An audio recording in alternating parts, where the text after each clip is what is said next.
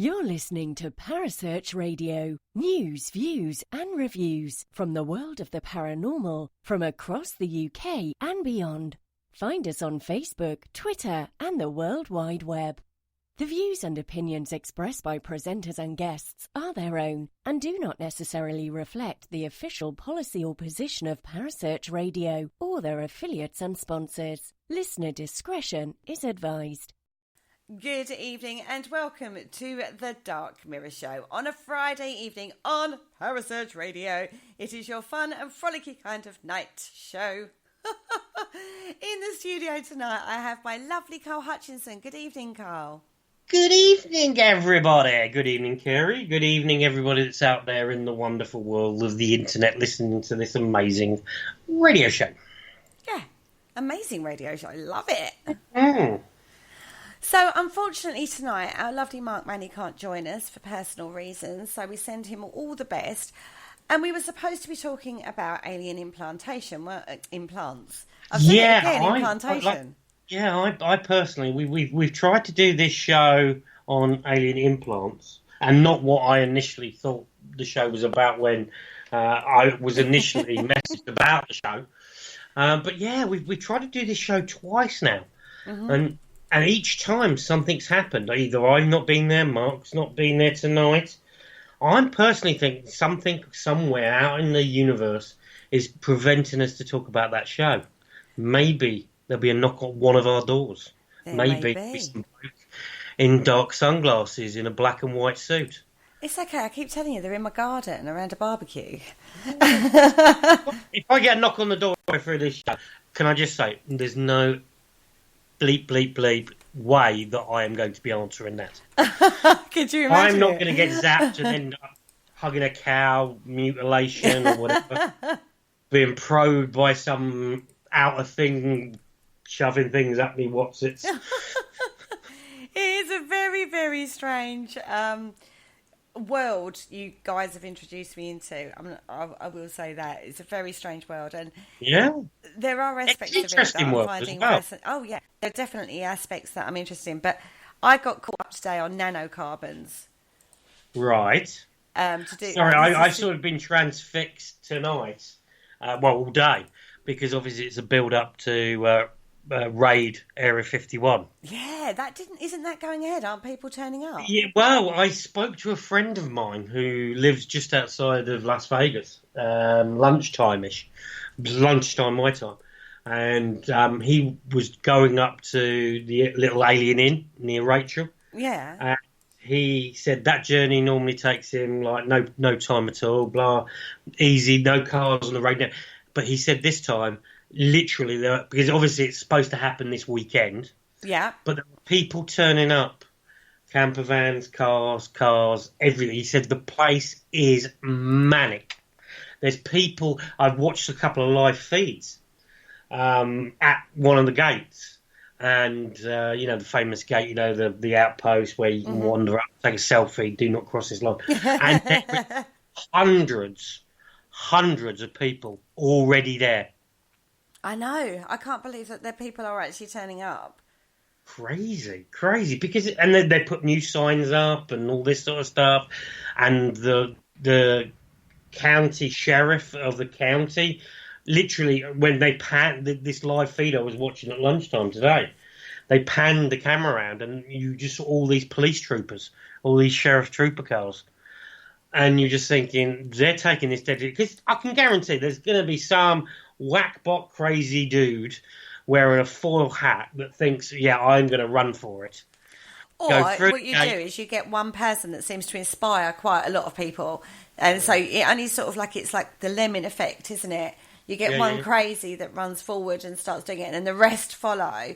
It is a bit of a lemming effect. So I can understand the concern at Area 51. I would love to be a fly on the wall, though, wouldn't you? Oh, I'm thinking, because I fly out to Vegas in 6 working days, so 9 days' time.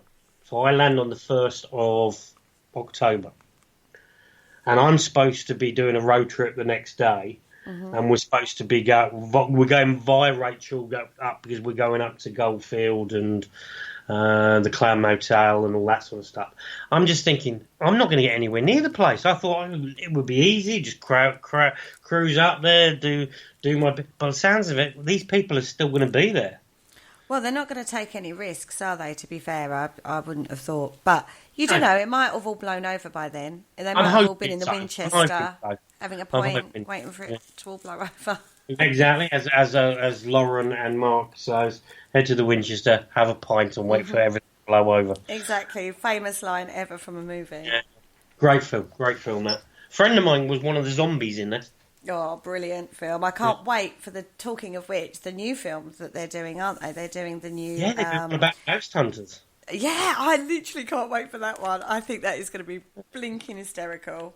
It's anything like, obviously, the way they've done Shaun of the Dead, Hot Fuzz, the Alien movie they did. Yeah, Paul. It's going to be great. The two guys, because they've been friends for such a long time, they lived together before they were actors. They lived together while they were budding actors, and obviously they're still very, very close. You can see the relationship; it just bounces off. And if it's anything like Hot Fuzz, Hot Fuzz is one of my favourite films. Yeah, I agree. Particularly James Bond that's in it, Timothy Dalton. Yeah. The guy in the supermarket, the big lurchy guy that just goes, yep. Mm-hmm. Great film. I have to say, I'm so happy in a funny kind of way that they're taking on the ghost hunting community, because I just think it's going to just hit the spot on so many levels for so many people. I really do. So, I watched it when it got announced. Obviously, it got announced on all the different social medias, and I was quite taken aback by some of the reaction. It was just like, it's a film. These guys are comedy actors. Yeah. So it's going to have a light-hearted, jokey take to the film. It's not going to be a serious film. And these guys are reacting like it's a reality thing on the wall. It's going to be like, it's going to bring ghost hunting. People are just going to take the mickey. No, it's a film. These are not ghost hunters. It's not like there's a team going out and they're following them and they're filming them in a jokey way. This is a Hollywood film about ghost hunting. That's the subject. People out there that listen there that have basically got them bunches in a twist and their panties, whatever, up their what's it. Come on, guys. Get a life. This is a film about ghost hunting. It's not going to bring the industry into a joke manner or anything like that. It is a film. There are plenty of other things that bring the field into a joke scenario. We can do quite well on our own. We don't need Nick Frost and the other one, Simon Clegg. Yeah? Peg. I don't know who Simon Clegg is. We don't need them to do it. We do a good enough job on our own. Well, that's my opinion anyway. You just have to take 5 minutes on social media to see a comedy act going on at the moment. But I'm not going to go into that. And these people are getting like I said, they're getting their panties bunched up over this because they think it's going to be taking the mickey out of what we do. Yes, it's going to be taking the mickey because it's a comedy film. People, listen to the word. It's a film. A comedy. Get over yourselves. Stop sitting in your ivory towers throwing out potatoes or whatever you do every so often on social media, and get a good life. It's a film. It's like watching Shaun of the Dead. It's like watching Paul. You don't see people who are into UFOs getting their tied up in a bunch, complaining that Paul was taking the mickey out of aliens because they take it on face ground. It's an alien called Paul taking the mick. I love that film. In fact, all of their films... a bit of a rant. I know, gosh, it's a bit early. We're in the first 10 minutes, everybody. We're in the first 10 minutes. Right. Those films are great. I love them. They're comedies. They're like my favourite films ever. And I can't wait for that, to be fair. I'm really looking forward to that coming out. In regards to normal TV, I'm really looking forward to Hellier 2 as well. I loved the first series, and actually off the back of that series I read the Mothman Prophecies, which kind of led me down the road that you and Mark really love. What first got you into the ufology side of things? Because I know you love a conspiracy as well, but they're very different fields, but they do cross over quite a bit. I forgot you actually interviewed me tonight. I know, we just started chatting, didn't we? Yeah, we did. Well, my path sort of started when I was quite young. I've always been interested in weird and wonderful stuff. And obviously, when I was growing up, my gran on my mother's side used to basically look after us at Christmas and holidays, Easter, whatever, birthdays, or whenever there was a holiday and we got the family together. She told ghost stories and stuff like that. So I've always been interested in that. And obviously the ghost and the research and that sort of path, I've always been interested. And obviously I've had gaps in the career, but 20 odd years later, I'm still doing it. Yeah. But the UFO stuff came about probably about 10 years ago. And it just happened because I this is how weird I was as a little boy. I was in primary school, and I still have it to this day, and it's in a box in my office. We were asked to basically draw or do a painting of a moment in time that meant a lot to yourself. So everybody's doing like pretty patterns. Like I'm at primary school, so I'm under 11 years old. I do the Kennedy assassination. Yeah. And I painted it. I did the bit of the limousine, Jackie in her pink two-piece with a little hat, climbing over the back of the limo. Everybody thought it was to pull the Secret Service officer on, but she's actually trying to retrieve a bit of Kennedy's brain. I drew that. I painted it. Yeah. So it sort of progressed from there. So I've always been interested in that and the moon landing. And I think the moon landing was the point where I was like, okay, I can see what people are saying about this, that, and the other. And it got me into it. And then I started to look at things like Area 51, UFO sightings. And I started to read some reports online about UFO sightings in my area, in Kent, where I'm from. Because I remember I must have been about 19, 20 years old. I was round a friend's house. We were out in the garden. We were having a few drinks, as you do. And we heard this funny noise. It sounded like a boom. But it sounded like, I describe it now as something breaking the sound barrier. Because you get that like sonic boom. But there was nothing in the air. And all of a sudden we saw this bright light. It was like about 7 o'clock in the evening. Yes, a few drinks had been consumed. No, we all saw it in our group. And there was this light that seemed to be flying around in funny positions. So I'm on social media and people are saying, not just me seeing this. So I went on a local town social media group saying, and people are going, has anybody heard that strange noise? And then all of a sudden seeing this light in the sky. And there was hundreds of cases in our area. And that was sort of the telltale spark that I was like, well, hang on, what's going on here? And then obviously I've gone down several deep rabbit holes over the years. And yeah. What's been the most surprising to you that you've looked into? Because we're looking into quite a few topics now. With the dark mirror, and what kind of has surprised you along the way? There's a couple. When it comes to, because obviously, as I said a moment ago, conspiracy theories is a big interest of mine. Moon landing, Kennedy, all those sort of things. But when I was looking at certain topics, because I always look at certain topics in the area, and I was looking at cases of airline pilots and there was a number of them, British Airways, Virgin, and a couple of others, that reported literally following something in the air and they report it, and you listen to the live chatter on the radio that there's sound clips, and they're saying we're following this object that is flying next to us, and they explain this, and I'm like, okay, yes, it could be a secret plane that the military's doing, blah blah blah, all that sort of stuff, but potentially, what happens if it's not? What is following airliners going across the Atlantic, coming into land at Heathrow or Gatwick?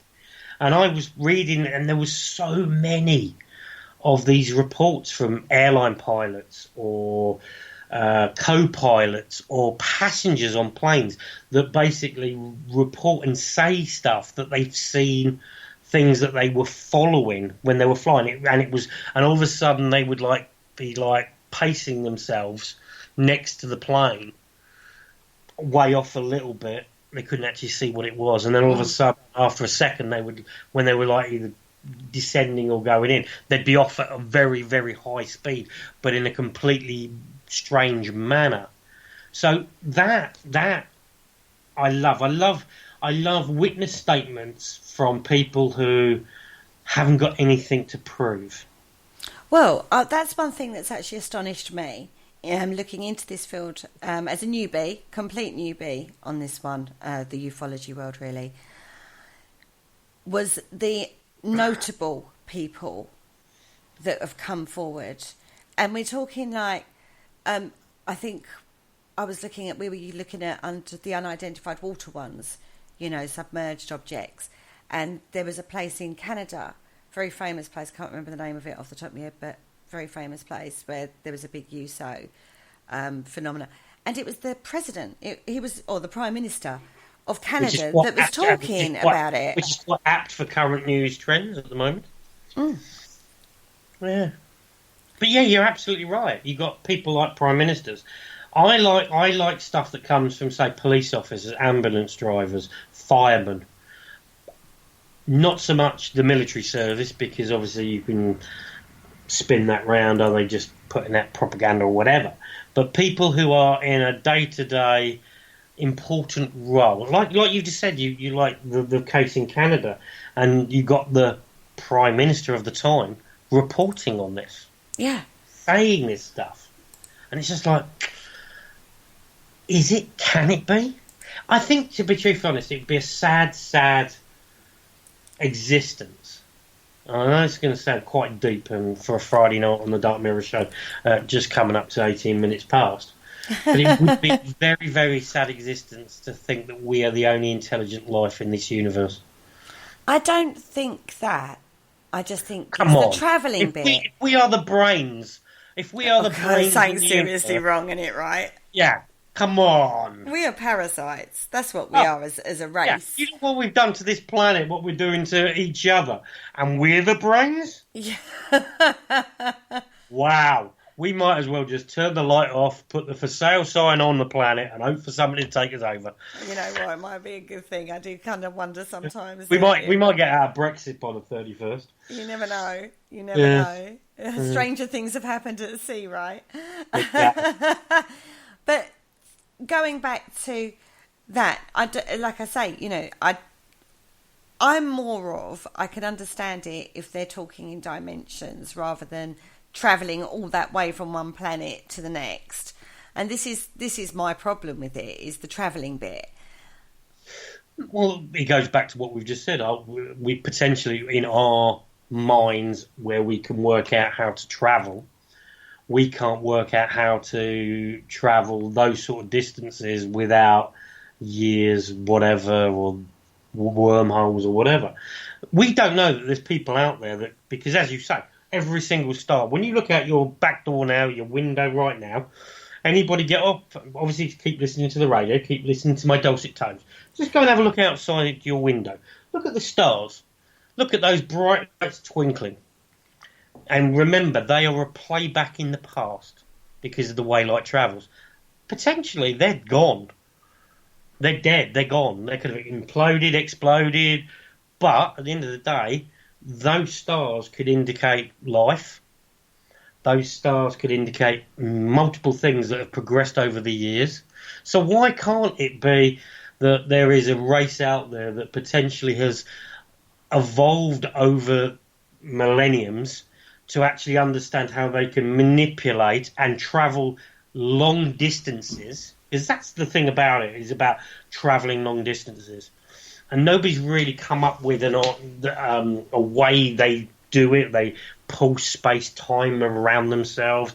They go through black holes and all that. All these wonderful theories. But why can't we say that these people are so far advanced that they've been able to work out how to do long distances and can travel long distances just like that? I don't know. You don't know, do you? You don't have to have an alternative dimension or anything like that. Yes, that's another theory, but why can't you think about how far we've progressed in such a, as we say, a small period of time on this planet? We've come from a pool of whatever to being apes, to being this, that, and the other, and we are now at a point where we're sending rockets up. We're sending this. We can fly. We've invented the motor car. We've had the Industrial Revolution. We've had this, that, and that. Computers, mobile phones. What? You don't know what we're going to be like in, say, 30 years, 40 years, even 100 years. You don't know what we're going to be like in 100 years' time. True. What's saying people that are out there that have basically been where we are and have progressed and progressed and progressed over time, over the years, and they're hundreds, even thousands of years involved, they could have all sorts of weird and wonderful gizmos and gadgets. They could. You're dead right. In 100 years' time, we don't know where we're going to be. And it has progressed so fast in our last 100 years. You know, when you look at that, it's quite crazy, isn't it? Small period of time. Yeah, small really period of time where we are now to when we were oozing out of the pool of life when the Big Bang happened, or whatever. Whatever way you think about it, whether you believe in God, whether you believe in whatever. Where we've come to where we are now is it's only literally a minnosecond of the universe. Oh, totally. So why couldn't be the people that on planets or wherever, or living wherever, that have progressed even further, that have basically been where we are, progressed, and then all of a sudden have got these ideas that they've got technology that can actually do the stuff that people are saying with their witnessing in the skies, these things, these crafts, these whatever. Do I believe in little green men kidnapping cows and mutilating them and throwing them and leaving them behind? Kind of not. And we've done the shows. Yeah. Yeah. Why? What? Like I said, like on the show, the shows we did when we were talking about cow mutilation. Why would we do it? Why would these intelligent life forms go, tell you what, we're not going to pick up any of these ones that talk, put clothes on, drive cars. We're going to look at those black and white things that produce milk and moo a lot. We're going to pick them up and cut them up and then just leave them spraying out over a field. That'll confuse them. Okay, it certainly has done. It certainly has done. Talking of false flags, because that's one thing that actually came out on that show. Sorry, everybody, I just hit my mic. You were talking about false flags on that show quite a lot, and that does seem to be a very big feature of the old ufology world, doesn't it? Now, there is a false flag being talked about at the moment about a fake alien invasion. Yeah.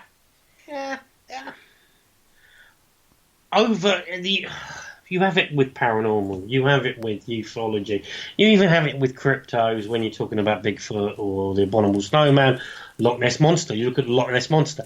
Scientists are now saying that it can't be a monster, it's an eel. It's a big eel that's been floating around because they've got DNA. So, I'm sorry, I've never seen an eel like some of the photos or whatever you want to look at. Yes, it could be hoaxes, it could be this, that, and the other. I don't think it's an eel, but scientists say.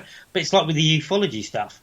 And you get all these flags, you get all these conspiracy theories. But, yeah, at the moment, we've got the craziness that's going on. A certain location in Nevada, which was a hoax on Facebook. storming Area 51. Can they get sued for that, actually? The people that put that out as a hoax, could they get sued for that, for the time and expense and stuff that they've caused by a joke? Not really, no, because this isn't the first time people have done stuff on social media that have caused outrage. It's the first time it's got legs, though, isn't it? Using personality, using people in the past, whether it's murder, horrible murders in the past, whether it's Area 51 or whether it's certain other subjects. People will use it to basically advertise, to publicise, to basically get people talking and basically to get followers and all that sort of stuff. This particular thing about storming Area 51 was a Facebook joke. We're going to basically, and they had all different types of ways you run from what angle you came in from. Oh yeah, it went into depth, didn't it? Hilarious funny. Anybody that just go and look at some of the YouTube videos of how to storm Area 51. And I think the majority, if you're going straight on through the main gate and just running, you've got to have your hands behind yourself in a duck position and just run. Really? But the crazy thing I find hilariously funny is all these different gates that people on Facebook have said we're going to storm around this location, which only recently the government have actually announced or actually said does exist. Everybody knows it exists. Whether you believe in UFOs, whether you believe there's hangars there that go down into the ground and there's the aliens from Roswell sitting there on slabs, or there's an alien wandering around, like we just said earlier about Paul. Who knows? Or whether you believe it's just a test facility testing secret planes. Because at the end of the day, every single plane that the government has officially announced that was tested at Area 51 has already gone out of service when they announced it. The stealth fighter, the Bluebird, all these sort of craft, they were tested. We have never seen these sort of things flying in the sky. So are we looking at stuff and not identifying them, don't know what they are, and gone, oh, it must be a UFO because it's an unidentified flying object. Which these things, we're not saying a UFO is an alien. We're just saying we don't understand what it is we're seeing in the sky. True. So these people are thinking they're going to storm Area 51. Which, fair enough. Good luck to them, and if they do, fair enough. I don't believe they're going to do it. I believe, but there are people, like we said, turning up at this precise, because it's supposed to be this weekend. But the strange thing that you think, this is a heavily secret test facility. There's going to be people there to stop people trying to get in. You have open borders. It's public land. You can walk up to the gate as long as you don't cross over the line. You on public land. You're allowed there. You can take your selfie by the signs. You can wander around as long as you don't cross over. So people are saying, well, we can just run through.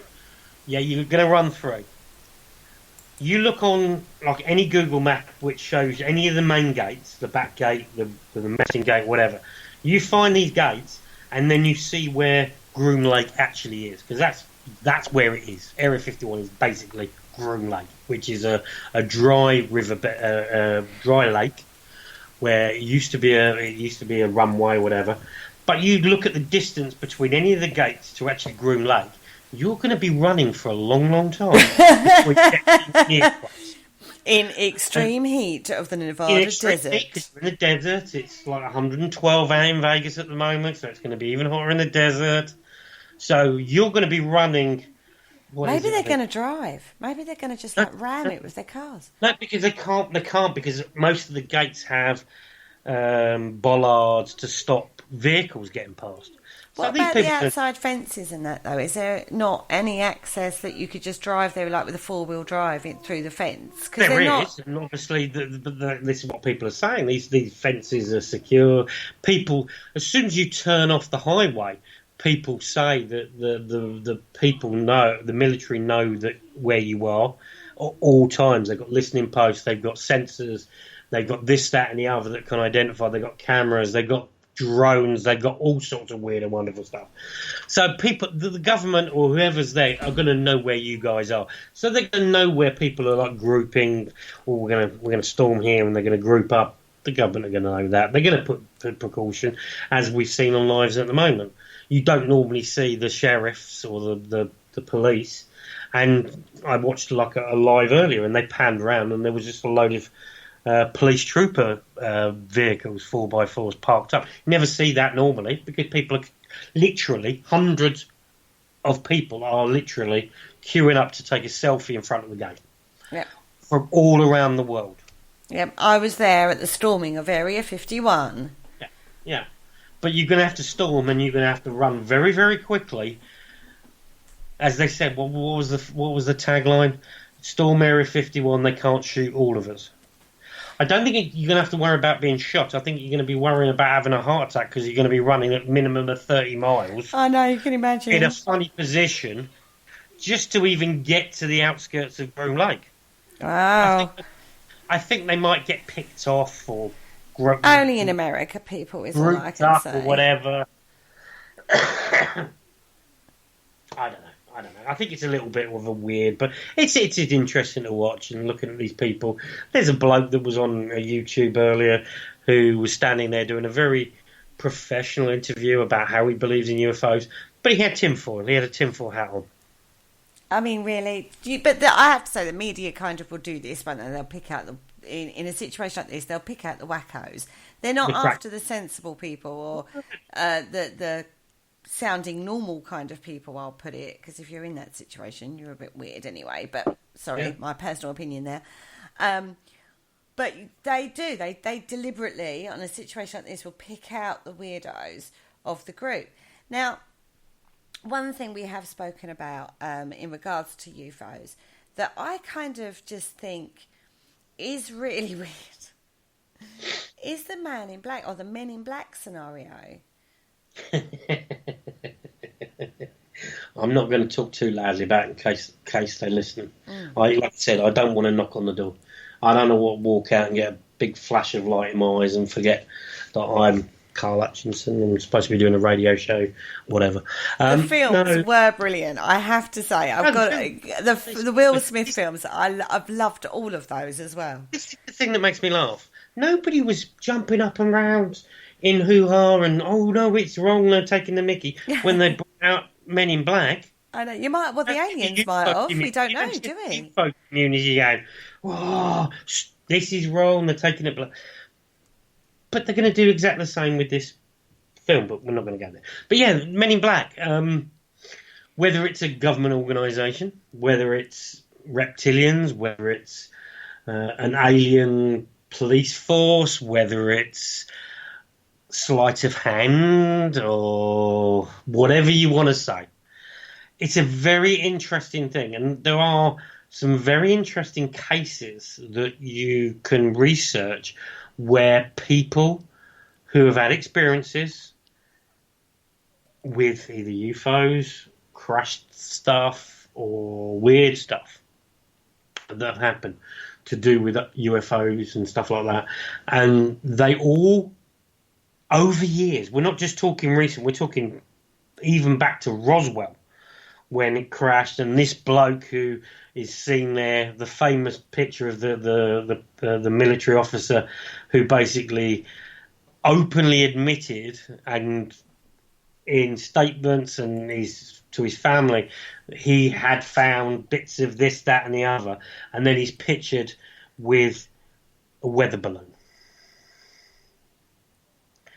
And he was then told that somebody came up to him just before the photos were taken and went, "You're going to be talking about this," and handed him this. Yeah. And basically he was made to do what he did. But there's people out there such as famous people like Dan Aykroyd, when we were talking about Men in Black. Yeah. He was doing a show and he came out for a cigarette on the streets, and there was this vehicle. And there was these people watching him, and he then basically thought it was very, very strange. They were watching him, and then all of a sudden he got a phone call that the show that they were doing was cancelled. No reasons behind it. And as he hung up, this car disappeared, etc., etc. So even famous people like Dan Aykroyd or people like that, everybody has had some sort of different scenarios where they've run into the Men in Black. Like when we were on the show, when we did the show about them, there's some interesting videos like the ones in Canada where people came in, and you see them coming through the revolving door, and the reports from witnesses there that they looked the same, they didn't have any eyebrows, they had like a whatever, and you see weird people, they're dressed exactly the same. And it was only when we were discussing the show, when we were live, that I was watching different videos that we were discussing, and all of a sudden I realised over the 3 videos we watched that we did on the show, that not only were they dressed the same, they also carried the same bags. Remember? We were saying, so they're carrying the same bags. And we really examined, I mean, the photos aren't great. I'm not going to, we both said that, didn't we? The pixelation on the photographs is horrendous. But from what you can make out, and regarding the straps, they were both carrying the same bag. Now, yes, you could argue that if they work in the same kind of job, it's like the title bag type thing. There were 2 people. One was carrying a rucksack in his hand. Yeah. Not over his back, it was carrying a bag. And there's the clip that we were looking at where something came to me, because we discussed the Canada, which was like 10 years before this other case where they were at a train station in New Orleans. Exactly. And they followed, and they secretly filmed these guys. And it was only when we were watching that, and it was just we were talking about it when we were on air, that I suddenly realised the guy in the background is carrying a rucksack in exactly the same way as you look at the footage when they're coming through the revolving doors. The last one that comes through is carrying a rucksack in exactly the same way. Yeah. They don't look the same, but they the bag, are. It was the bag They factor, dressed the wasn't same. it? Yeah, dressed the same, bag the same. It was same. that sort of thing. But yes, the facial bits were different. That's it. Yeah. Obviously, people are saying they're reptilians, or they don't have they blink instead of up and down, blink side. All that sort of stuff. You got to take that with a pinch of salt. You got to believe what people say. Like I said, you just got to do that. But when you look at, and then we looked at another clip, and yes, we're watching the clip, and I went, hang on, he's carrying a rucksack. Yep. And it's just like 3 different videos of what they allege to say are Men in Black, all dressed exactly the same. Different body, like they were either tall, short, whatever, but they all were dressed exactly the same. The typical Men in Black look: hat, coat, shirt and tie, trench coat, whatever. But the weird thing that I picked up straight away after I noticed it, and I've been looking at this stuff for a long, long time, never picked up on it, and it was only when I was watching these 3 clips, one after the other, I went, and they were all different type, different years, and there was like quite a long time break between them, different country, different areas, different whatever. And I went, they all carrying the same bag. Yeah. Is that a coincidence? Who knows? It's a difficult one. It could be. You don't know, do you?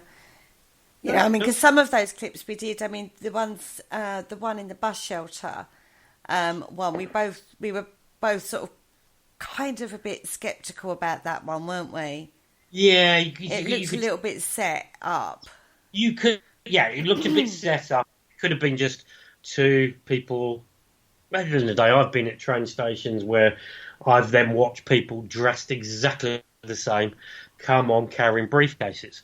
I've been to a bloody night out wearing the same outfit that somebody else. But no. I was going into central London, and I'm the only one on the platform because it was. I can't actually remember what it was, and I'm stood there, and all of a sudden these 4 blokes come walking through, dressed exactly the same. They all looked the same. They all had pinstripe trousers on, shiny black shoes, black jackets, waistcoats, fob watches, all carrying a briefcase. It was only when I got on the train and they sat near me, I realised they're not the Men in Black. They were Masons. Yeah. That dress exactly the same.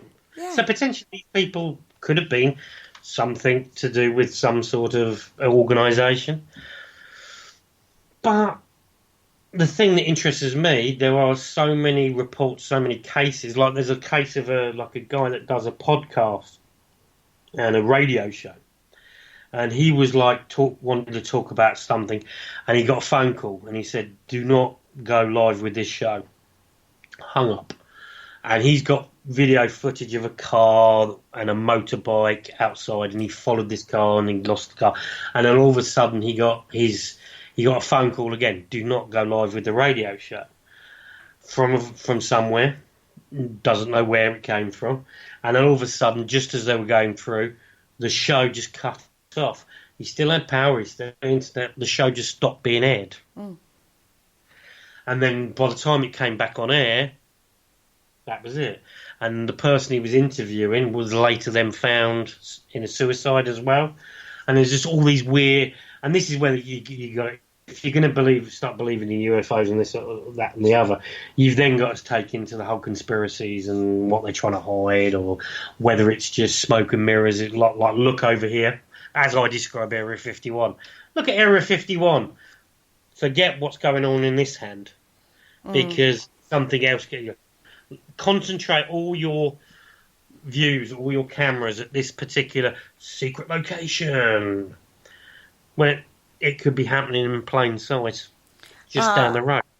See, I follow, I don't follow it, but I kind of get to hear about the conspiracy side from a spiritual angle a bit more, like things to do with medical issues and stuff like that, which is sort of beyond the UFO. It brings it more closer to home.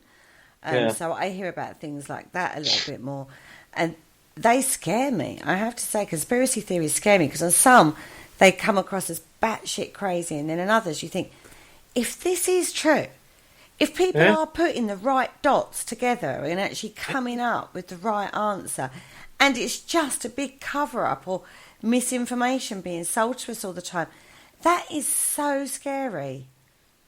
Oh yeah.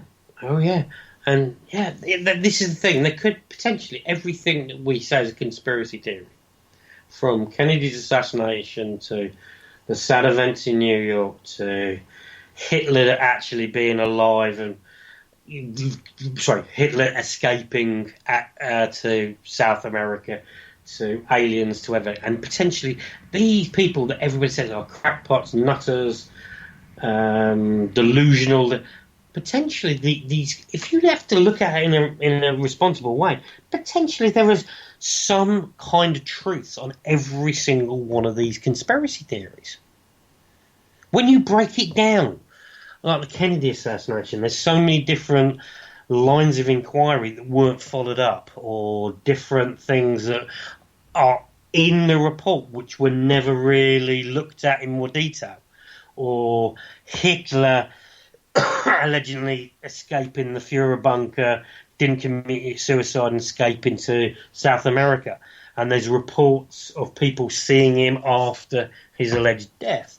Or the moon landing, it was filmed on a set somewhere in America, and all of a sudden this film then came out a few years later that was alleged to be that was used the same set and the same actors and the same script writers who were involved, that could have potentially faked the moon landing. And you look at all these different conspiracy theories, and you look at them, say, one thread, and you then realise there are some truths to it. So what happens if it is true, and it is just smoke and mirrors? That would just blow everybody's minds. God, could you imagine it? Yeah. Can you imagine what the world would do if UFOs and Roswell, we're going to just choose Roswell, famous case, alien craft crashed, everything like that. Can you imagine if that was true? We would go nuts, because we would then realise we're not the only ones in this universe. There are people out there that have visited. Whether you believe in the Egyptians and the sun gods and all the hieroglyphics of the helicopters and the spaceships and everything like that, all connects to the same thread. And it's true. People's minds would just go... Boom. Well, mine would. Yeah, exactly. I'd be running for the hills, mate.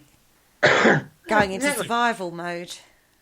But it would literally just be down to mass hysteria, and I think that's kind of where some people think about it, that the reason they don't openly admit these things is because potentially it would cause mass hysteria. Well, I think so the Orson Welles scenario... They drip feed you of all these conspiracy theories and all these information that's potentially true that isn't true, or false information that they drip with correct information, just so people aren't going to go, ah! The thing is, when Orson Welles, they did a radio show, didn't they, of Orson Welles' War of the Worlds, and it actually set out a panic, even though they'd put out disclaimers before that this was purely fictional and it wasn't real. Yeah. It was done in a way... Aliens were taking over because of the way they did the radio show. And there was, people were evacuating and stuff from the city. Now, that might well have been their yardstick, as it were, as an indication of how the public would actually react. I don't know what year that was done. Was it in the 50s? War of the Worlds. War of the Worlds was... I've been to... There's a place in Wokingham called Planets, which is a bar. And that was basically where...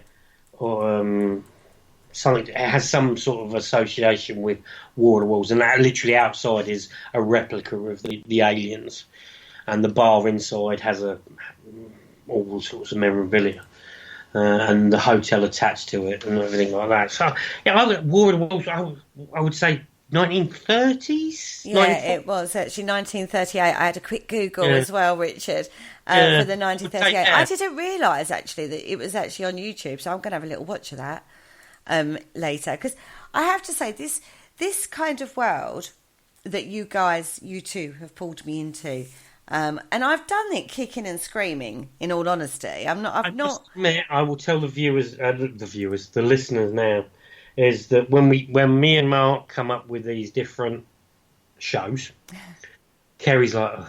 You can just see her face go, ugh.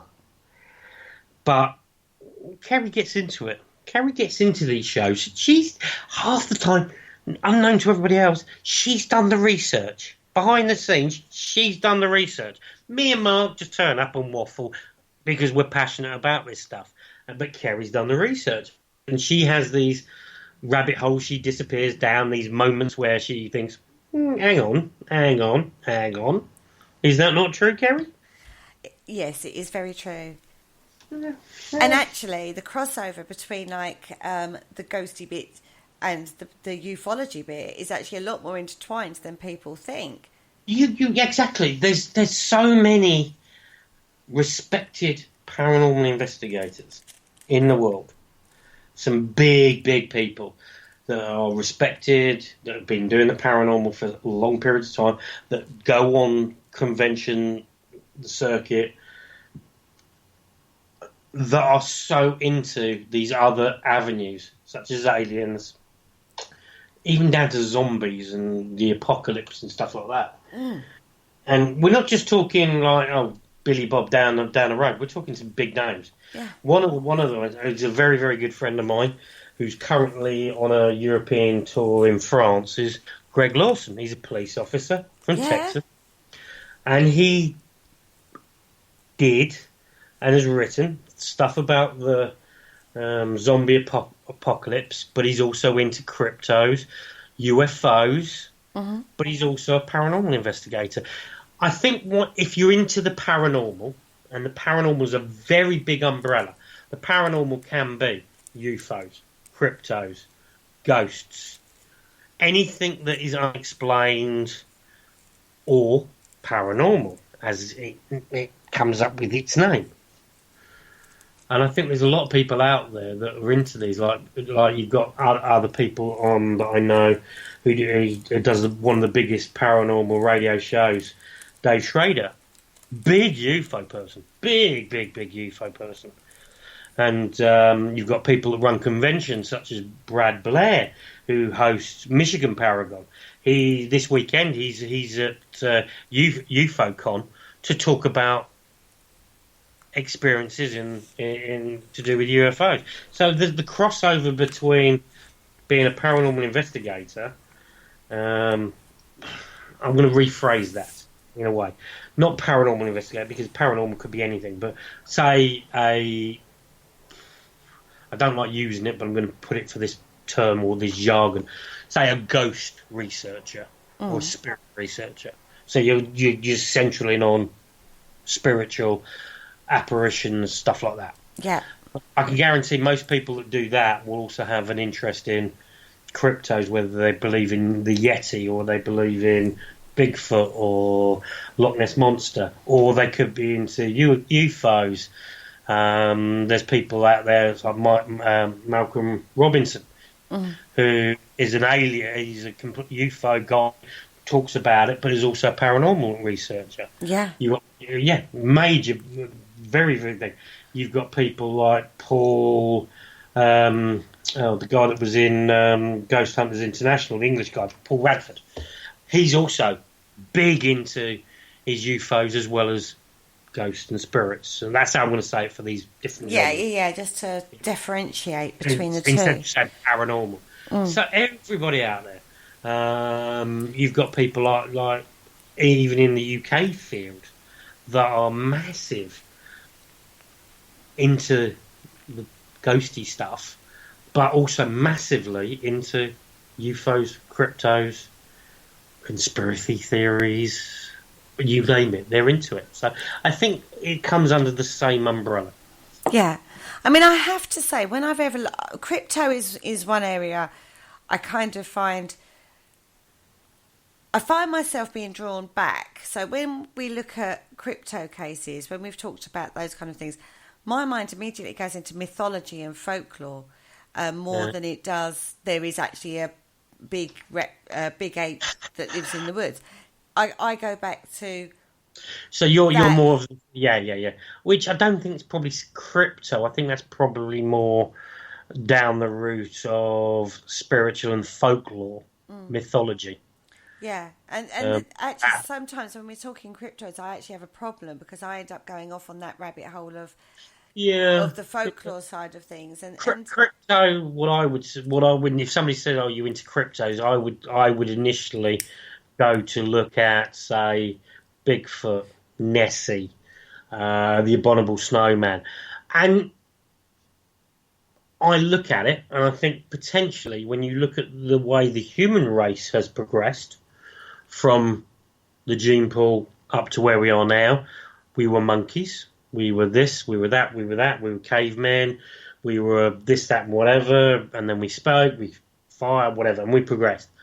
So I personally think, you think of the Amazon, and there's so many creatures that are still being discovered in the Amazon that have never been seen in all history. So potentially there could be something that potentially could be a Bigfoot, could be the Abominable Snowman, could be Nessie. Whether it is a 7-foot hairy ape man who seems to walk like a human and likes to run around in the woods in deepest, darkest America, or running around the snow drifts of the Himalayas, or a big sea monster, serpent, eel floating around in a loch in Scotland. I don't know about that. It's the same about my philosophy on ghosts and stuff like that. I have different feelings. But I've witnessed stuff and stuff like that, so it's personal experiences which leads me. Unless I'm out there and I see something that go, hang on, I saw a Yeti, or I saw a Bigfoot, or I saw Nessie come up, or as we've done shows, I've seen the Rastafarian Jamaican aliens sitting on the moon, watching us land at the moon, smoking the old ganja, going, yeah, all that, as we've done in past shows. Best rabbit hole ever, that one was, I have to say. One of the most amazing shows. Legendary. But, like I said. And it's there's only one element of what we've discussed over all the shows of the Dark Mirror show, which really, really, I can't get my head around. What's that? And really grinds my gears, as Homer Simpson says. What is that? Flat Earth. Yes. God.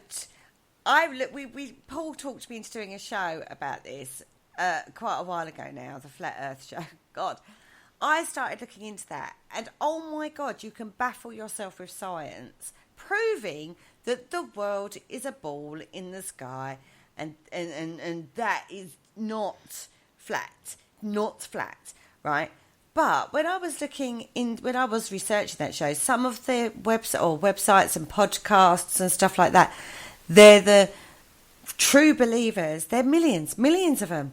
It's worrying. It is, and it's the only anything I discuss on the Dark Mirror show I'm passionate about. But I get into absolute rage. I know. Over Flat Earth. It's the only subject where you guys, like Mark and obviously yourself, Kerry, know to avoid. Don't even get me on it. No. Because I just can't get my head around it. I can get my head around spirits. I can get my head around ghosts. I can even get my head around you talking to stones. Thank you. Crystals. Whatever. Because there's physics, there's science behind it, the energy, and etc., etc. I can get my head around that.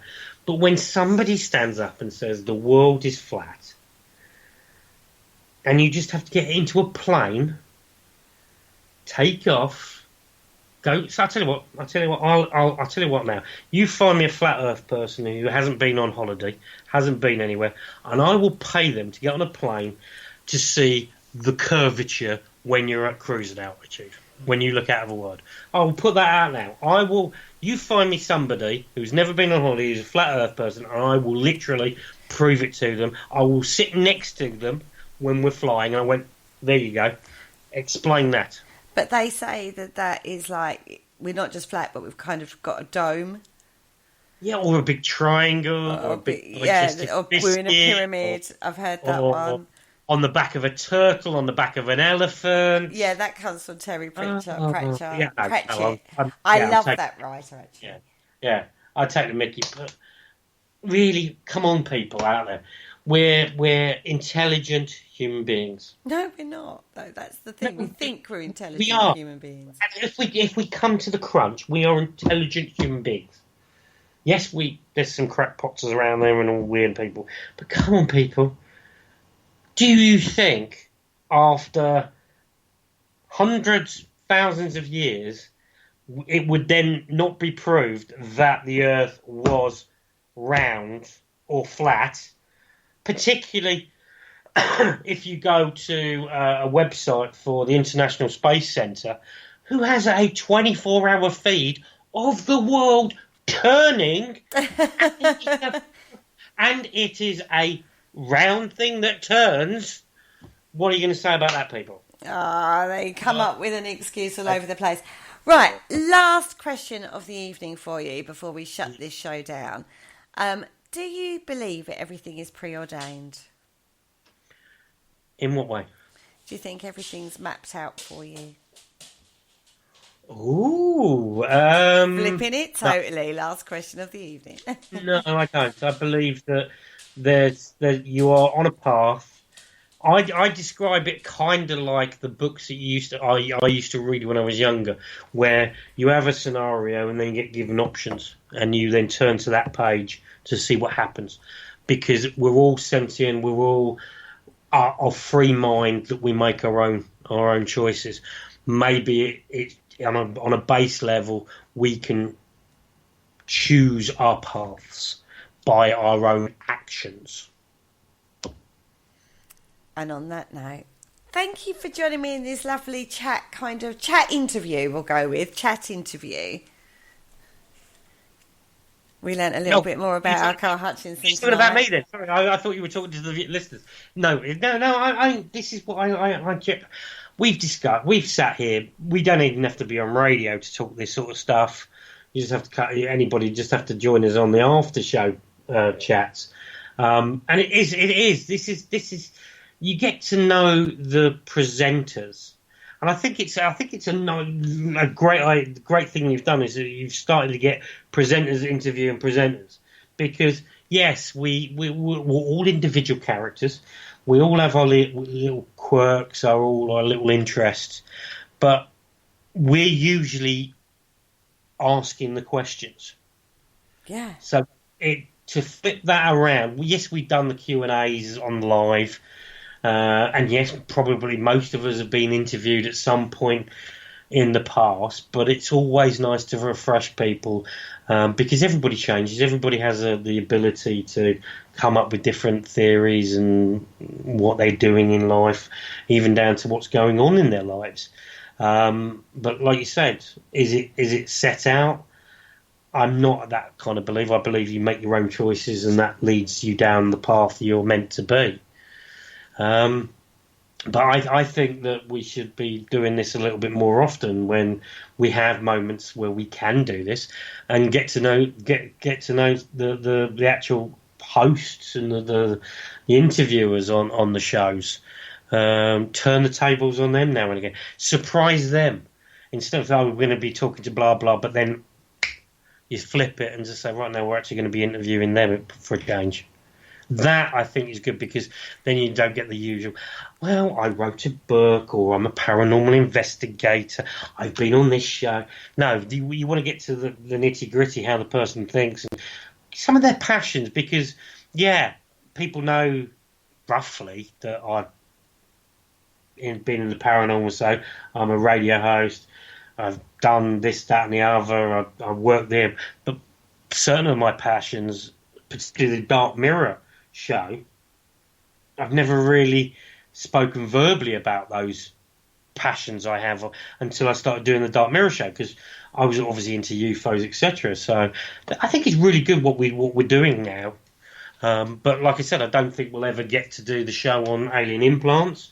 I think the men back are out there listening to that. Just going to say we had the same thing with the gin though. When we was going to talk about the gin, we had the same thing with the gin show as well.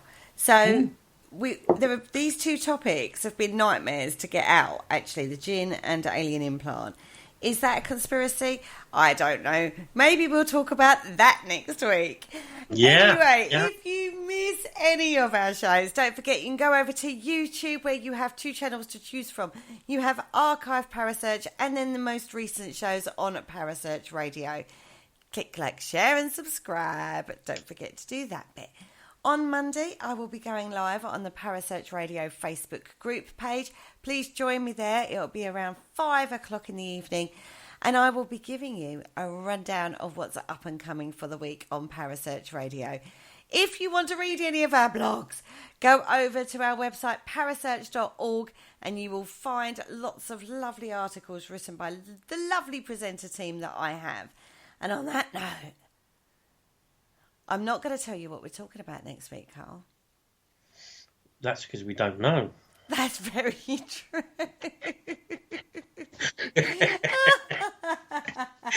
Hey, who said this is the Dark Mirror show. Out of all the shows that are on the network, we fly by our seat of our pants. It's a more, because it's the end of the week, it's a light-hearted. Yes, we talk about crackpot, like we said earlier, Rastafarian aliens sitting there watching the moon landing and weird and wonderful things like that. But it's a passionate. We do facts, we do hilarious, we do jokes, whatever. We can be quite silly, but then again, we can then look at things in a more constructive way, like we've done in shows. So yeah, listen to the shows. Get over there, like, subscribe, and whatever you say. Thank you so much for letting me talk to you about one of your passions, darling. Thank you. Why not, right? That's absolutely fine. I'm sure we'll do it again at some point. Yeah. And here we go. Area 51, storm it. And on that note, good night, guys.